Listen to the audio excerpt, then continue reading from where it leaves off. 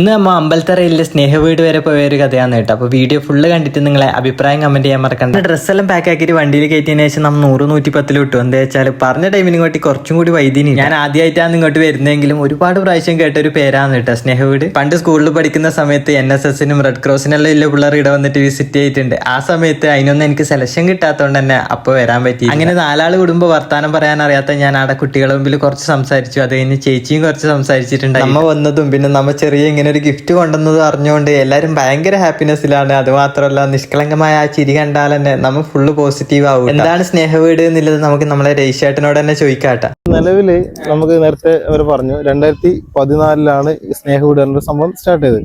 അതിന്റെ ഈ കൃഷ്ണേട്ടൻ എന്ന് പറഞ്ഞിട്ട് ഇതിന്റെ ചെയർമാനുണ്ട്, അമ്പലത്തറ കുഞ്ഞകൃഷ്ണൻ എന്ന് പറഞ്ഞിട്ട്. മുപ്പര് എൻഡോസൾഫാൻ സമരത്തിന്റെയും കേരളത്തിൽ തന്നെ അറിയപ്പെടുന്ന ലീഡറാണ് കൃഷ്ണേട്ടൻ. അതുപോലെ തന്നെ മുനീസ അമ്പലത്തറ എന്നൊക്കെ പറയുന്നത്.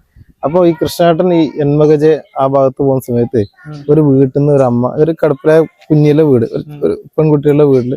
അപ്പൊ ആ അമ്മ കരഞ്ഞുകൊണ്ട് ഇങ്ങനെ ചോദിച്ചു, ഞാൻ മരിച്ചാൽ എൻ്റെ കുഞ്ഞ് ഇങ്ങനെ എന്ത് ചെയ്യല്? ഇതിപ്പോ എല്ലാ ഭിന്നശേഷി വീട്ടിലുള്ള അമ്മമാരും ചോദിക്കുന്ന ഒരു ചോദ്യമാണ്.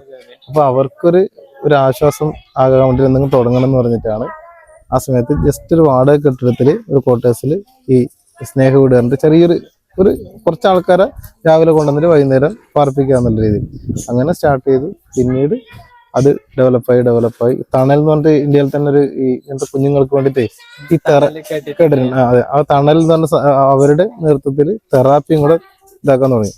തെറാപ്പി എന്ന് പറഞ്ഞാൽ നമ്മുടെ ഭാഗത്തുള്ളവർക്കൊന്നും അങ്ങനെ അറിയാൻ സാധ്യതയില്ല. ഇപ്പൊ ഈ ഡെവലപ്മെന്റ് ഡിലേസ് എന്ന് പറയുന്നത്, അതായത് ഇത്ര വയസ്സിൽ കുഞ്ഞി കമ്മിയണം, അല്ലെങ്കിൽ ഇത്ര വയസ്സിൽ എഴുന്നേറ്റ് ഇരിക്കണം, സംസാരിക്കണം എന്നൊക്കെ പറയുന്നത് അല്ലേ. അപ്പൊ അതൊന്നും പൂർത്തിയാക്കാത്ത കുഞ്ഞുങ്ങൾ ഒരുപാട് ആൾക്കാർ നമുക്ക് ചുറ്റൊക്കെ ഉണ്ട്. പണ്ട് കാലത്ത് ഒന്നും ചെയ്യാനില്ല. പക്ഷെ ഇപ്പൊ എന്ന് വെച്ചാൽ നമ്മുടെ ഈ ചികിത്സാരംഗമൊക്കെ അത്രയും ഡെവലപ്പ് ആയതുകൊണ്ട് അവർക്ക് തെറാപ്പികൾ കൊടുക്കുന്നുണ്ട്. ഭയങ്കര ഹൈപ്പറായിട്ട് കുഞ്ഞുങ്ങൾക്കൊക്കെ വേണ്ടിയിട്ട് അവരുടെ സ്വന്തം കാര്യങ്ങളെങ്കിലും ചെയ്യാൻ പറ്റുന്നതിന് വേണ്ടിയിട്ടുള്ള ഒക്യുപ്പേഷൻ തെറാപ്പി എന്ന് പറഞ്ഞ തെറാപ്പി ഉണ്ട്, ബിഹേവിയർ തെറാപ്പി എന്ന് പറഞ്ഞിട്ട് വേറെ തെറാപ്പി ഉണ്ട്, സ്പെഷ്യൽ എഡ്യൂക്കേഷൻ ഉണ്ട്, നടക്കാൻ പറ്റാത്ത കുഞ്ഞുങ്ങൾക്കൊക്കെ വേണ്ടിയിട്ട് ഫിസിയോതെറാപ്പി ഉണ്ട്, അതുപോലെ തന്നെ സംസാരിക്കാനുള്ള പ്രശ്നമുള്ള കുഞ്ഞുങ്ങൾക്ക് വേണ്ടിയിട്ട് സ്പീച്ച് തെറാപ്പി ഉണ്ട്. അങ്ങനെയൊക്കെയുള്ള എല്ലാം കൊടുക്കുന്ന മൾട്ടി ഡിസിപ്ലിനറി സർവീസസ് കൊടുക്കുന്ന ഒരു സ്ഥാപനമാണ് ഇപ്പോൾ സ്നേഹവീട്.